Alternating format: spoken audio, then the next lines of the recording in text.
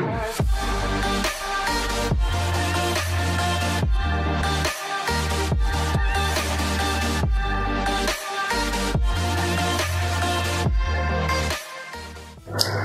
Tuhan, Bapak Ibu Saudara yang diberkati Tuhan, adalah satu berkat yang luar biasa kita bisa berjumpa kembali dalam live streaming GBG Getsemani di hari Minggu ini. Sebelum kita mendengarkan firman Tuhan, mari kita tenangkan hati dan pikiran kita sejenak, kita berdoa. Mari kita berdoa. Bapa di sorga, kami mengucap syukur. Kami tahu hari ini Tuhan, kami ada oleh karena anugerah-Mu. Kami tahu hari ini kami menikmati segala berkat-Mu. Kami menikmati penjagaan, kami menikmati pemeliharaan Tuhan. Itu pun semua karena anugerah-Mu. Dan hari ini Tuhan, kalau kami bisa beribadah, itu pun juga karena anugerah-Mu. Dan kami tahu Tuhan, kalaupun kami punya kepastian dan jaminan akan kekekalan, itu pun semua hanya oleh anugerah-Mu. Hari ini kami mau dengar firman-Mu Tuhan. Berkati kami, hati dan pikiran kami, biar Engkau berkati, supaya siap Tuhan untuk menerima kebenaran firman-Mu. Terima kasih Tuhan Yesus, kami mengucap syukur, haleluya, amin. Puji Tuhan, Bapak Ibu Saudara yang diberkati Tuhan, saya bersyukur hari ini bisa bertemu kembali bersama-sama dengan Bapak Ibu Saudara-saudari jemaat Tuhan. Dan hari ini Bapak Ibu Saudara, saya ingin menyampaikan satu kebenaran firman Tuhan yang berjudul Jangan Menunda. Bapak Ibu Saudara, sebelumnya saya ingin mengajukan pertanyaan yang mungkin bersama-sama akan kita renungkan. Apakah Bapak Ibu Saudara pernah terpikirkan seberapa singkatkah hidup manusia? Seberapa singkatkah hidup kita sebagai manusia? Kita akan melihat beberapa ayat dari firman Tuhan yang memberitahu kepada kita betapa singkatnya kehidupan kita sebagai manusia di dunia ini.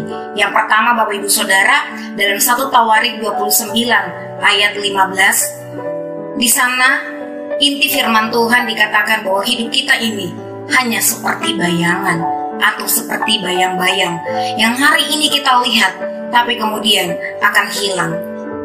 Yang kedua Bapak Ibu Saudara, ayat 7 ayat 6, di sana Alkitab menuliskan bahwa hidup kita perputarannya tidak lebih cepat daripada torak yang ada pada mesin tenun.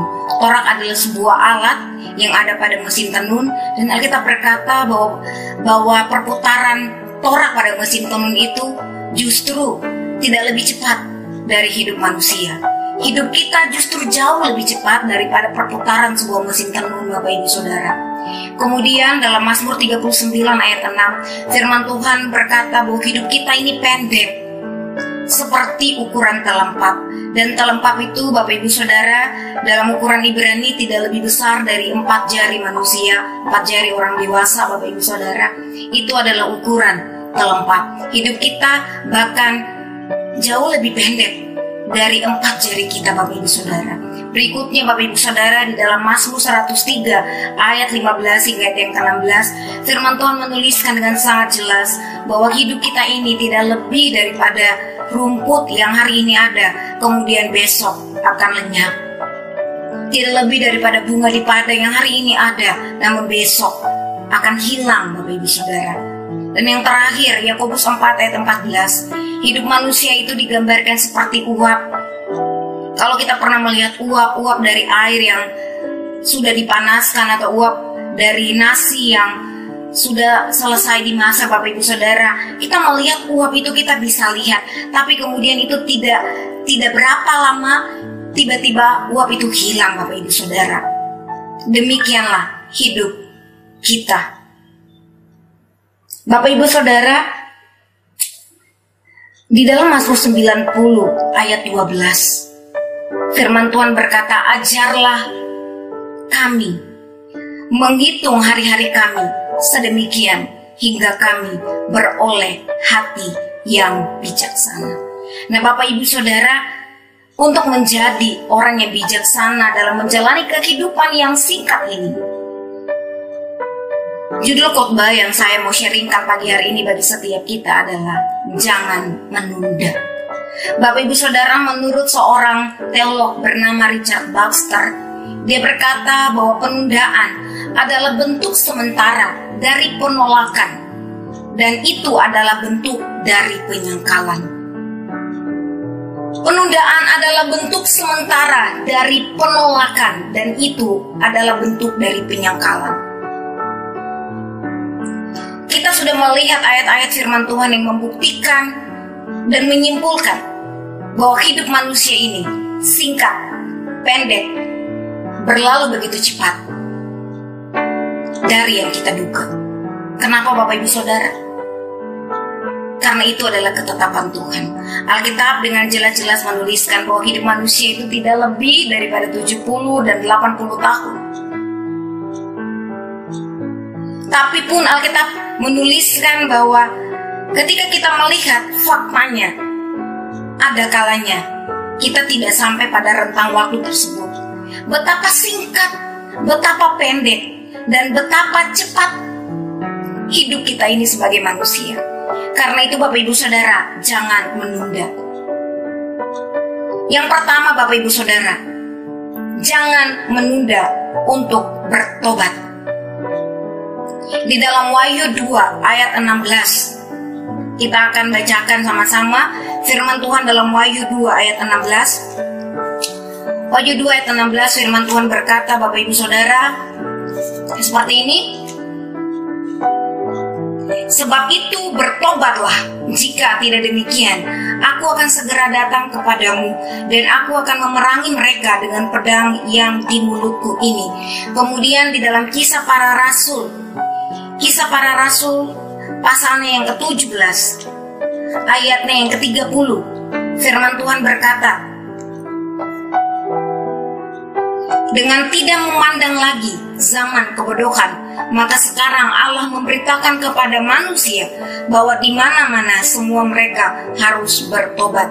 Bapak Ibu Saudara, yang pertama, mengingat betapa singkat, pendek, dan cepatnya hidup kita ini berlalu, maka yang pertama, jangan menunda untuk bertobat dan meminta pengampunan dari Tuhan. Bapak Ibu Saudara, 1 Yohanes 1 ayat 9, jikalau kita mengaku dengan mulut kita, jika kita mengakui segala kesalahan kita, maka Tuhan adalah Allah yang setia dan adil, dan Ia akan mengampuni kita dari dosa dan menyucikan kita dari segala jenis kejahatan yang kita lakukan. Bapak Ibu Saudara, saya tahu bahwa setiap kita hari ini sudah berada di dalam Tuhan. Tapi pertobatan itu Saudara, bicara suatu hal yang terus-menerus harus kita lakukan dalam hidup ini. Pertobatan bukan hanya terjadi satu kali. Tapi saya ingin sampaikan dan ingatkan lagi bagi setiap kita bahwa pertobatan itu harus terjadi setiap hari dan setiap waktu. Kenapa Bapak Ibu Saudara? Karena hidup kita ini tidak lepas dari dosa. Kita tidak lepas dari kesalahan.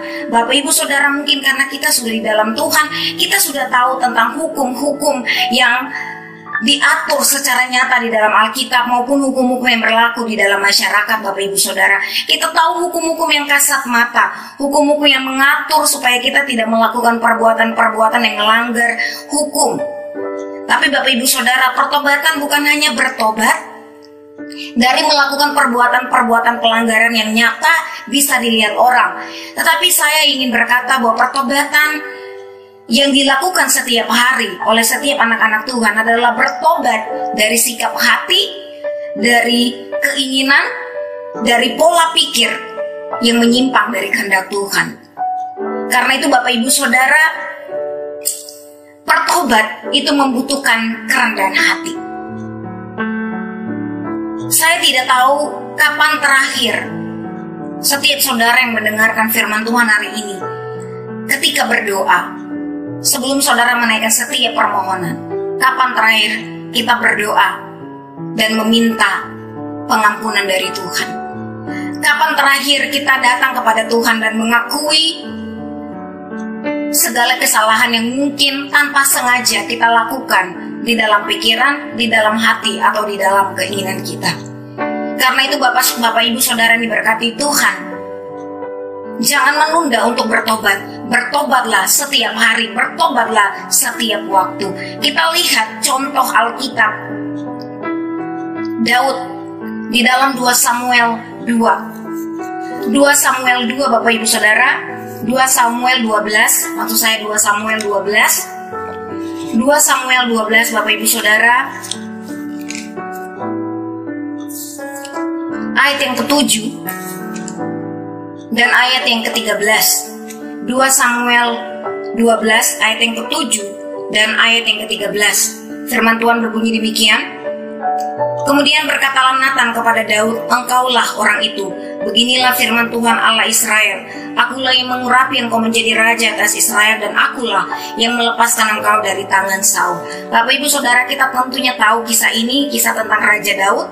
Dia adalah raja kedua dari bangsa Israel. Dan kita tahu Bapak ibu saudara bahwa Daud melakukan dosa yang impulsif, Bapak ibu saudara. Sebuah dosa yang bukan hanya terang-terangan dia lakukan di depan orang-orang Israel, tapi dosa itu saudara yang dia eksekusi dalam perbuatannya sebelumnya telah dirancangkannya dengan matang, telah dirancangkannya jauh-jauh hari terhadap Uria, salah satu dari panglimanya. Nah Bapak ibu saudara, kita tahu ketika dia tidur dengan Batsyeba dan akhirnya Batsyeba hamil, dia mencari cara bagaimana agar dia bisa lepas dari kesalahannya. Dan kita menuliskan bahwa Daud menyuruh Uria untuk pulang, supaya ketika Uria pulang dan dia tidur dengan Batsyeba, dan ketika Batsyeba hamil, maka tentunya bukan Daud yang akan disalahkan, tetapi ya sudah lazimnya bahwa Uria adalah ayah dari anak yang dikandung oleh Batsyeba. Tapi kemudian kita menulis bahwa Uria tidak pulang Bapak ibu saudara, karena dia adalah seorang panglima dan dia tidak enak jika teman-temannya sedang berjuang di medan perang dan dia pulang kemudian tidur dengan istrinya. Sehingga ketika Daud tahu hal itu, dia sangat resah, dia gelisah, dia takut dosanya kebongkar, dan akhirnya Bapak ibu saudara, dia merancangkan di dalam hatinya untuk mencelakakan Uria. Dan akhirnya Bapak ibu saudara, dosa yang Daud lakukan itu dalam hatinya Bapak ibu saudara, yang dipikirkannya, yang dirancangkannya itu kemudian dieksekusi ketika dia menyuruh Yoab untuk menaruh Uria di barisan paling depan, yang kita tahu bahwa barisan paling depan adalah barisan yang merupakan target yang akan cepat untuk dibunuh oleh lawan di medan perang. Dan akhirnya kita tahu bahwa Uria kemudian mati Bapak ibu saudara. Sehingga apa? Sehingga Daud bisa menikahi Batsyeba sebagai istrinya tanpa harus berurusan dengan Uria karena telah menghamili istrinya Bapak ibu saudara. Dan Alkitab menuliskan bahwa Nabi Natan datang dan menegur dia, dan Alkitab menuliskan bahwa ketika Nabi Natan datang kepada dia dengan sebuah perumpamaan, dan akhirnya dia bertanya, siapakah orang itu? Dan Natan berkata bahwa engkaulah orang itu. Dan akhirnya Bapak ibu saudara, ayat ke-13 ini adalah respon Daud. Dia berkata, 2 Samuel 12 ayat 13, lalu berkatalah Daud kepada Natan, aku sudah berdosa kepada Tuhan. Dan Natan berkata kepada Daud, Tuhan telah menjauhkan dosamu itu, engkau tidak akan mati. Nah Bapak ibu saudara, respon menentukan segalanya. Itulah sebabnya saya tadi berkata, mungkin kita tidak lagi bersinggungan dengan dosa-dosa yang kasat mata, tapi kita sebagai anak-anak Tuhan di hari-hari hidup yang singkat ini, kita harus semakin bergumul dengan keinginan hati kita, dengan keinginan kita, dengan kehendak-kehendak kita Bapak ibu saudara. Itulah yang kita gumuli Bapak ibu saudara. Karena itu jika sesuatu yang kita inginkan, jika sesuatu yang kita kehendaki itu menyimpang dari kehendak Tuhan, maka Bapak ibu saudara, ini butuh yang namanya pertobatan. Itu yang pertama Bapak ibu saudara, jangan menunda untuk bertobat. Sama seperti Daud, ketika Natan datang, ketika dia dengar suara Tuhan lewat Nabi Natan, dia tidak menunda untuk bertobat. Dia akhirnya tersungkur. Dan Bapak ibu saudara juga bisa baca di Alkitab bahwa Daud bahkan berpuasa merendahkan diri, meminta pengampunan dari Tuhan Bapak ibu saudara. Karena itu saya berkata bahwa bertobatan yang sejati itu melibatkan sikap hati yang penuh kerendahan hati di hadapan Tuhan. Mengakui bahwa kita tidak lepas dari salah, mengakui bahwa mungkin kita berdosa kepada Tuhan di dalam hati dan pikiran kita. Karena itu jangan menunda untuk bertobat Bapak ibu saudara. Itu yang pertama. Yang kedua Bapak ibu saudara, jangan menunda untuk melakukan firman Allah. Jangan menunda untuk taat kepada firman Allah. Bapak ibu saudara, di dalam Ibrani 3 ayat 15, firman Tuhan di dalam Ibrani pasal yang ketiga ayat 15 saya akan bacakan untuk kita. Firman Tuhan berkata, tetapi apabila pernah dikatakan pada hari ini, jika kamu mendengar suaranya, janganlah keraskan hatimu seperti dalam kegeraman.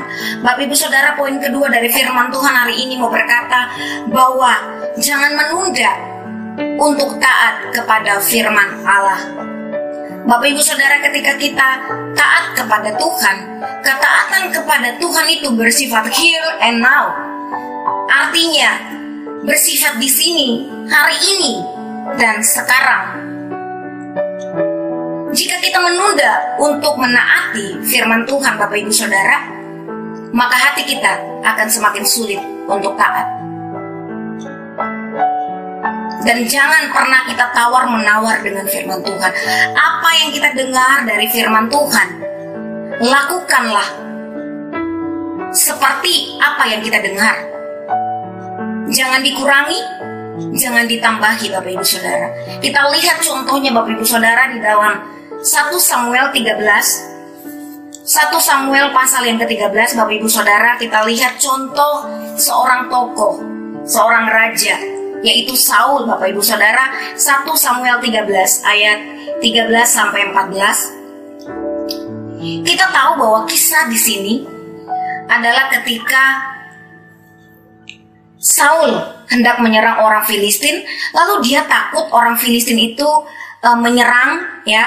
Dia takut orang Filistin itu menyerang dan orang Israel itu kemudian lari meninggalkan Saul seorang diri, Bapak Ibu Saudara. Dan yang terjadi adalah Saul melanggar perintah Tuhan. Saya akan bacakan bagi kita hari ini 1 Samuel 13 ayat 13. Kata Samuel kepada Saul, "Perbuatanmu itu bodoh. Engkau tidak mengikuti perintah Tuhan Allahmu yang diperintahkannya kepadamu, sebab sedianya Tuhan mengukuhkan kerajaanmu atas orang Israel untuk selama-lamanya. Tetapi sekarang kerajaanmu tidak akan tetap. Tuhan telah memilih seseorang yang berkenan di hatinya, dan Tuhan telah menunjuk dia menjadi raja atas umatnya, karena engkau tidak mengikuti apa yang diperintahkan Tuhan kepadamu." Nah, Bapak Ibu Saudara, perbuatan apa yang dilakukan oleh Saul dan ditegur oleh Nabi Samuel di sini, Bapak Ibu Saudara? Saul adalah seorang raja dan Samuel adalah seorang nabi, tapi dia juga adalah seorang imam, Bapak Ibu Saudara, dan dia juga bahkan adalah seorang hakim. Dan disampaikan dalam firman Tuhan 1 Samuel 13 bahwa yang dilakukan oleh Saul itu adalah ketika dia takut orang Israel meninggalkan dia, dan dia memilih untuk mempersembahkan korban bakaran di hadapan Tuhan.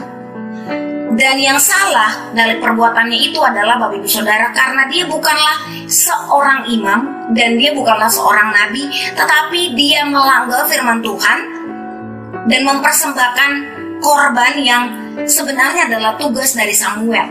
Sehingga Samuel datang dan marah besar atas dia dan menyampaikan firman Tuhan atas hidupnya. Dan kemudian Bapak Ibu Saudara, kalau kita baca dalam 1 Samuel 15, dengan perikop Saul ditolak sebagai raja, kita tahu di sana perikop itu menceritakan ketika Tuhan memberikan perintah kepada Samuel untuk dilakukan oleh Saul, yaitu untuk pergi dan memerangi orang Amalek. Dan firman Tuhan, Bapak Ibu Saudara, pada ayatnya yang kedua, dengan jelas firman Tuhan semesta alam, "Aku akan membalas apa yang dilakukan orang Amalek kepada orang Israel, karena orang Amalek menghalang-halangi mereka ketika orang Israel pergi dari Mesir. Jadi pergilah sekarang," ayat 3, "kalahkanlah orang Amalek, tumpaslah segala yang ada padanya, dan janganlah ada belas kasihan kepadanya. Bunuhlah semuanya, laki-laki maupun perempuan, kanak-kanak maupun anak-anak yang menyusu, lembu maupun domba, unta maupun keledai." Nah, Bapak Ibu Saudara, kita tahu kisah di sini. Firman Tuhan yang disampaikan lewat Nabi Samuel kepada Saul sangat jelas. Tuhan ingin agar orang Israel menumpas orang Amalek tanpa ada yang tinggal tersisa. Tapi Alkitab kemudian menceritakan pada pasal ini bahwa yang dilakukan Saul justru berbeda, saudara. Dia hanya menumpas orang-orangnya, menumpas rakyat-rakyatnya saja. Dia hanya menumpas ternak-ternak mereka yang kurus dan tidak berharga. Tetapi Agag, raja orang Amalek itu, dibiarkannya hidup. Dan domba serta lembu-lembu yang gemuk dan tambun dibiarkannya, diambil dan dijarah oleh mereka, Bapak Ibu Saudara. Saya ingin berkata di sini bahwa kesalahan Saul di 1 Samuel pasalnya yang ke-13 tadi, ketika dia berani melanggar firman Tuhan, berani melanggar apa yang disampaikan oleh firman Tuhan, berbuntut panjang, Bapak Ibu Saudara. Ketidaktaatan pada hal yang kecil akan membuahkan ketidaktaatan pada hal yang besar. Dan ketika orang sudah tidak terbiasa taat pada firman Allah, maka hatinya akan sulit untuk menjadi taat. Karena itu Bapak Ibu Saudara, ketika kita taat pada hal-hal yang kecil dari firman Tuhan, maka ketika firman Tuhan yang dipercayakan kepada kita, sekalipun itu mungkin sulit dan itu mungkin besar untuk kita lakukan, tapi ketika hati kita telah belajar taat dari hal yang kecil, saya percaya bahwa hati yang sudah belajar untuk taat dari hal yang kecil akan belajar untuk taat pada hal-hal yang besar. Nah, Bapak Ibu Saudara, kita baca di dalam ayat 8 dari 1 Samuel pasal yang ke-15, firman Tuhan berkata, 1 Samuel pasal yang ke-15 ayatnya yang ke-23, Bapak Ibu Saudara, firman Tuhan berbunyi seperti ini. Sebab pendurhakaan adalah sama seperti dosa bertenung, dan kedegilan adalah sama seperti menyembah berhala dan terafim. Karena engkau telah menolak firman Tuhan, maka ia telah menolak engkau sebagai raja. Bapak Ibu Saudara, Saul ditolak Allah karena ia menolak taat pada firman Allah. Dan Saul, tercatat Alkitab, setiap kali firman Tuhan datang kepadanya, dia seringkali tawar-menawar. Dia seringkali tawar-menawar dengan firman Tuhan ketika disuruh untuk membunuh dan menumpas seluruh orang Amalek. Dia membiarkan ada yang tersisa hidup dari kawanan orang Amalek, Bapak Ibu Saudara. Dan Alkitab berkata akhirnya Saul terjerumus ke dalam berbagai macam hal yang menentang kehendak Tuhan, Bapak Ibu Saudara. Dia bahkan datang kepada juru tenung dan menanyakan akan kehendak Allah. Nah, Bapak Ibu Saudara, dari Saul kita belajar ketika kita menolak untuk taat pada firman Allah. Kalau kita menuliskan di sana, Allah telah menolak engkau sebagai raja. Marilah kita belajar, taatlah pada firman Allah, lakukanlah dengan tepat, jangan dikurangi, jangan ditambahi, agar kita tidak ditolak oleh Allah. Yang ketiga, Bapak Ibu Saudara, firman Tuhan berkata, jangan menunda untuk mengasihi. Poin yang ketiga, jangan menunda untuk mengasihi dan berbuat baik. Kasih yang sejati dibuktikan dalam tindakan yang nyata, bukan hanya sekedar ucapan. Kita tahu hari ini bahwa Alkitab menuliskan 1 Timotius bahwa kasih akan menjadi tawar. Matius 24, kasih orang akan menjadi dingin, Bapak Ibu Saudara. Di tengah-tengah hari hidup kita yang sangat singkat ini, marilah kita mengasihi, mempergunakan waktu yang ada untuk mengasihi, terutama mengasihi mereka yang berada dekat dengan kita, keluarga kita. Bertepatan di hari ini adalah hari kasih sayang, hari Valentine. Bapak Ibu Saudara, marilah kita tunjukkan, pergunakan momen ini. Walaupun saya percaya menunjukkan kasih bukanlah hanya di hari-hari tertentu, tetapi sangat jauh lebih baik jika menunjukkan kasih di antara anggota keluarga, antara orang tua kepada anak, antara suami kepada istri, istri kepada suami, anak kepada orang tua. Bukan hanya di hari-hari tertentu seperti hari Valentine yang jatuh tepat di hari ini, atau hari ibu, atau hari ayah, atau hari-hari lainnya. Tapi marilah kita mengasihi di setiap hari-hari hidup kita. Pergunakanlah waktu-waktu hidup kita yang singkat ini untuk mengasihi sesama, terutama mengasihi mereka yang dekat dengan kita, keluarga kita, rekan-rekan kita, teman-teman kita, kaum keluarga kita. Kita kasihi mereka, saudara. 1 Yohanes 3 ayat 18 berkata, hendaklah kasih itu bukan hanya dari perkataan, tetapi hendaklah kasih itu nyata di dalam perbuatan dan kebenaran. Lalu Tuhan juga menasihatkan kita Bapak Ibu Saudara, bahwa firman Tuhan tentang kasih itu mengajarkan kasih jangan dipendam, tetapi harus kita ekspresikan melalui kata-kata, memberikan pujian, memberikan sanjungan kepada anak, kepada pasangan, kepada orang tua, memberikan ucapan terima kasih. Itu pun adalah bentuk kasih yang sederhana. Kasih pun bisa diartikan ketika orang salah dan kita memberitahukan kepada dia dan menegur dia. Itu pun adalah bentuk kasih, karena kasih tidak mungkin akan mendiamkan orang yang sudah melakukan kesalahan Bapak Ibu Saudara. Lalu yang berikutnya Bapak Ibu Saudara, masih dari poin yang ketiga Bapak Ibu Saudara, jangan menunda untuk berbuat baik. Amsal 3:27 berkata Bapak Ibu Saudara, firman Tuhan, Amsal 3:27 firman Tuhan akan saya bacakan bagi kita. Amsal 3:27 firman Tuhan berkata, janganlah menahan kebaikan daripada orang-orang yang berhak menerimanya, padahal engkau mampu melakukannya. Yakobus 4 ayat 17 berkata Bapak Ibu Saudara, mari kita lihat bersama Yakobus 4 ayat 17.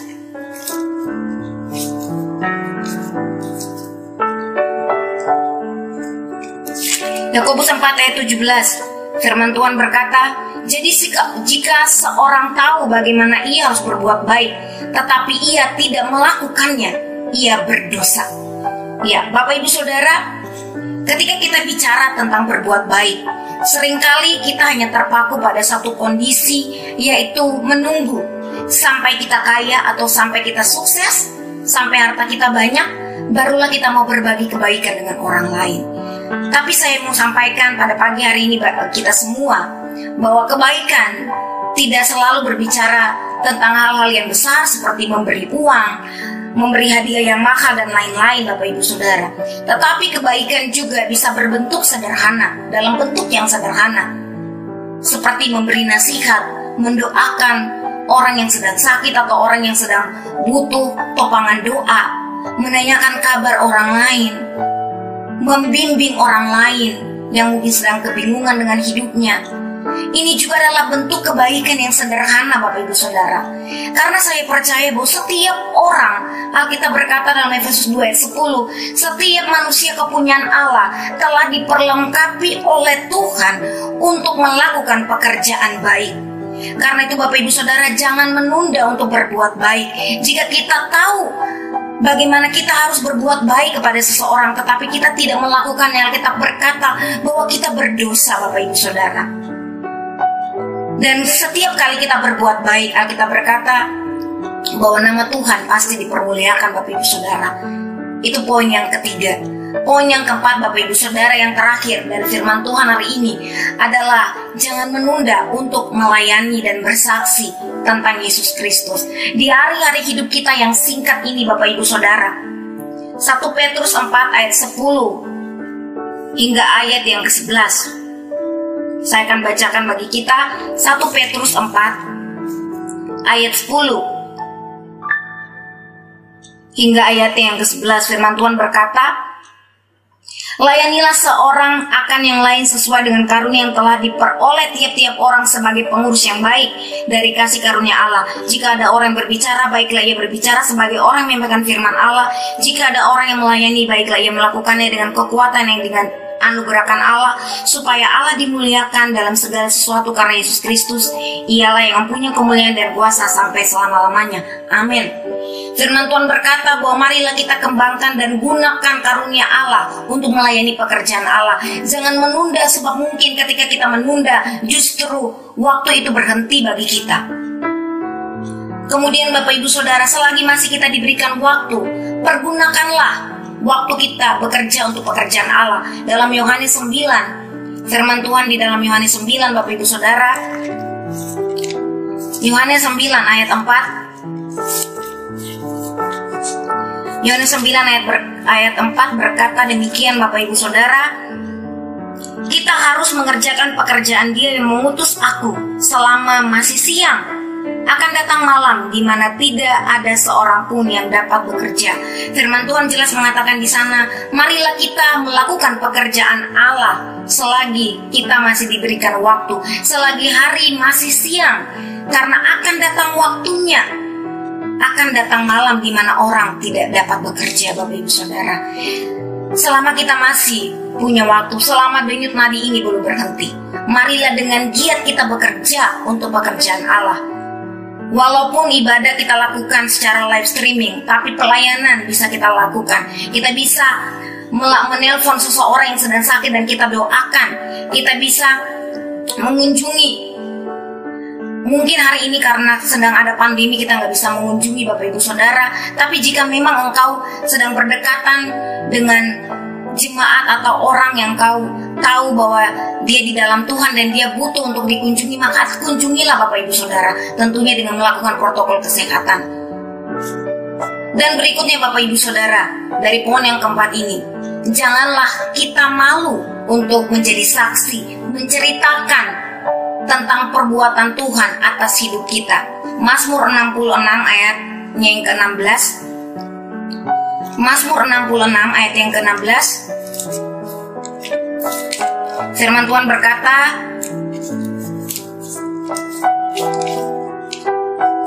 marilah, dengarlah hai kaum sekalian yang takut akan Allah. Aku hendak menceritakan apa yang dilakukannya terhadap diriku. Dan di dalam 2 Timotius 1 ayatnya yang ke-8 di sana berkata, dan janganlah malu bersaksi tentang Tuhan Yesus Kristus. Bapak Ibu Saudara, selagi kita masih diberikan waktu, marilah kita giat untuk melayani dan giatlah untuk bersaksi. Bersaksi tidak langsung, tidak berarti langsung menceritakan tentang Tuhan seperti berkhotbah. Tidak harus demikian Bapak Ibu Saudara. Tetapi bersaksi juga bisa dalam bentuk yang sederhana. Ketika kita sudah di dalam Tuhan, ketika kita mengalami kebaikan Tuhan, mungkin selama corona ini bisa menjadi satu kesaksian yang hidup dari setiap anak-anak Tuhan. Kita bisa saksikan itu kepada orang-orang yang mungkin hari ini saudara mereka sedang kehilangan harapan dan tumpuan hidup. Dan ketika mereka mendengar kesaksian kita, mereka tahu bahwa ada pengharapan bagi mereka, yaitu pengharapan dalam Kristus Yesus. Karena itu Bapak Ibu Saudara, 4 hal ini Bapak Ibu Saudara, jangan menunda untuk bertobat dan meminta pengampunan dari Tuhan. Yang kedua, jangan menunda untuk taat pada firman Allah. Yang ketiga, jangan menunda untuk mengasihi dan berbuat baik. Dan yang keempat, jangan menunda untuk melayani dan bersaksi tentang Tuhan Yesus Kristus. Semoga firman Tuhan ini menolong kita sehingga walaupun hari-hari hidup kita ini singkat, pendek, dan berlalu begitu cepat, tetapi ketika kita tidak menunda untuk melakukan 4 hal tadi, maka saya percaya hidup kita akan jauh lebih bermakna. Yesus Kristus hanya hidup di dunia ini Bapak Ibu Saudara kurang lebih 33 tahun. Dia hanya melayani selama 3 tahun kurang lebih. Dan hidup yang singkat itu Bapak Ibu Saudara, dia jalani dengan sangat berarti. Paulus juga tidak lama hidupnya, Rasul Petrus dan rasul-rasul lainnya juga, mereka hidup pun tidak begitu lama. Tapi hidup mereka yang tidak begitu lama, yang pendek itu, mereka isi dengan tidak menunda untuk melakukan sesuatu. Karena itu biarlah 4 hal yang sudah saya sampaikan ini menjadi berkat kekuatan bagi kita pagi hari ini. Meski hidup kita pendek, meski hidup kita singkat dan berlalu begitu cepat, tapi mari kita belajar untuk jangan menunda. Tuhan memberkati. Mari kita tundukkan kepala kita berdoa. Firman-Mu sudah kami dengar Tuhan hari ini. Meteraikan secara sempurna agar kami bisa menjadi bijak dengan tidak menunda. Kami tidak menunda untuk bertobat dari hati kami, dari pikiran kami yang mungkin jahat. Kami juga tidak menunda Tuhan untuk taat melakukan firman-Mu. Kami juga tidak menunda Tuhan untuk mengasihi dan berbuat baik. Dan kami juga tidak menunda untuk melayani dan bersaksi tentang Engkau. Walaupun hari-hari hidup kami Tuhan singkat, pendek, dan cepat berlalu, tetapi kami tahu bahwa hidup kami ini akan menjadi lebih bermakna ketika kami mengisinya dengan hal yang bermanfaat Tuhan. Karena itu Tuhan kami berdoa meteraikan firman-Mu, dan biarlah firman-Mu merema bagi setiap kami. Terima kasih Tuhan, terpujilah Engkau firman yang hidup. Dalam nama Yesus kami berdoa, haleluya, amin.